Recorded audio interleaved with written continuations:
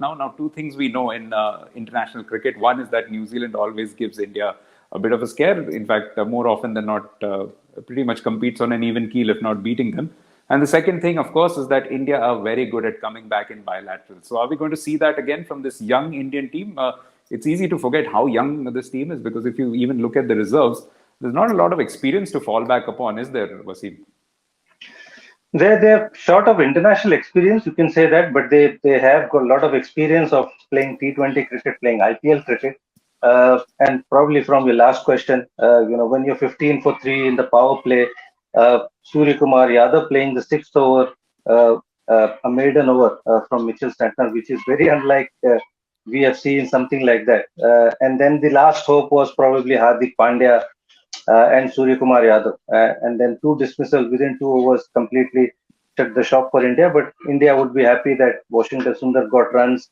He looks like a really good prospect for the future, especially in white ball format.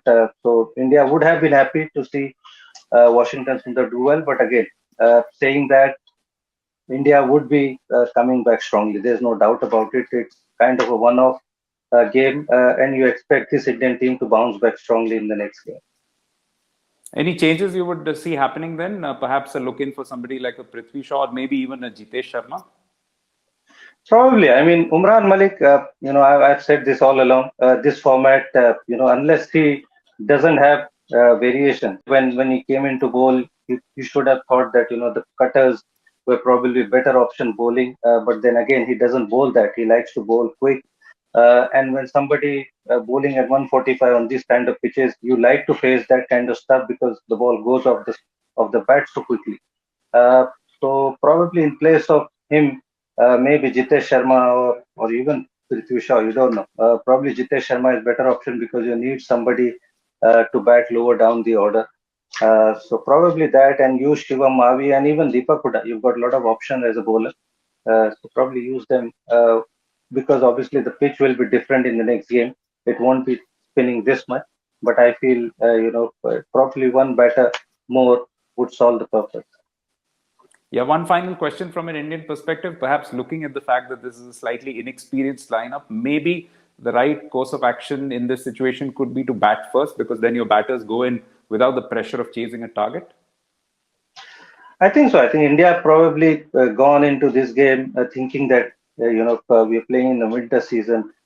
Some dew might come in, but it did happen. And then again, you don't expect the pitch to turn this much in the second half. You expect the batting to become a little easier, which didn't happen.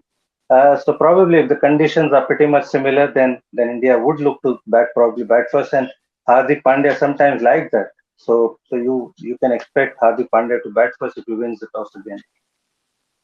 And from New Zealand's perspective, a massive opportunity here to pick up a series win against India. Pretty much do more of the same. Any improvements that you would want from them? Perhaps more runs from the top order, as we've discussed? I think so. I think the guys who have got start, like you said, Finn Allen, Glenn Phillips, even Mark Chapman, those guys, even for Michael Bracewell, a lot of people will be watching him. I thought he bowled really, really well. But, few runs down the order, will have a lot of franchise looming for him.